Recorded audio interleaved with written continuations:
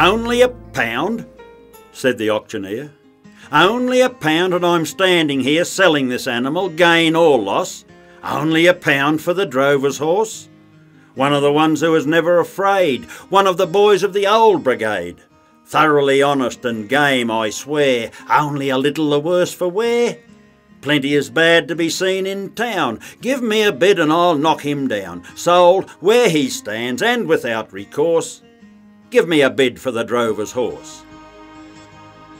Loitering there in an aimless way, I somehow noticed the poor old grey.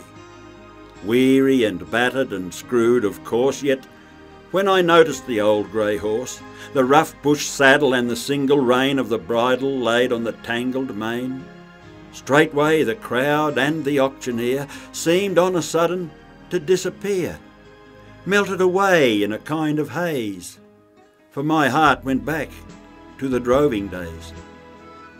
Back to the road, and I crossed again the endless miles of the saltbush plain, the shining plain that is said to be the dried out bed of an inland sea, where the air, so dry and so clear and bright, refracts the sun with a wondrous light, and out on the dim horizon makes the deep blue gleam of the phantom lakes.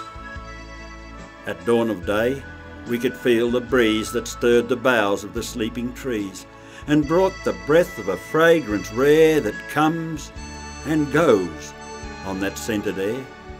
For the trees and the grass and the shrubs contain a dry sweet scent on the saltbush plain. For those that love her and understand, the saltbush plain is a wonderland, a wondrous place where nature's ways were revealed to me in the droving days. We saw the fleet wild horses pass, and kangaroos in the Mitchell grass. The emu ran with her frightened brood, all unmolested and unpursued. But there rose a shout and a wild hubbub when the dingo broke for his native scrub. And he paid right dear for his stolen meals, with the drover's pack at his wretched heels. For we ran him down at a rattling pace, and the pack-horse joined in the stirring chase, and a wild halloo at the kill we'd raise. We were light of heart in the droving days.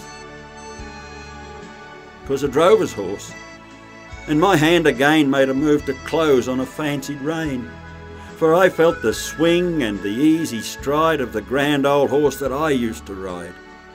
In drought or plenty, in good or ill, that same old steed was a comrade still.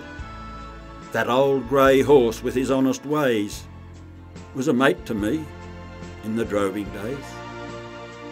We kept our watch in the cold and damp, when the cattle broke from a sleeping camp, across the flat and over the plain, with my head bent down on his waving mane, with the boughs above and the stumps below. On the darkest night I could let him go at a racing speed. He would choose his course, and my life was safe with that old grey horse. But man and horse had a favourite job.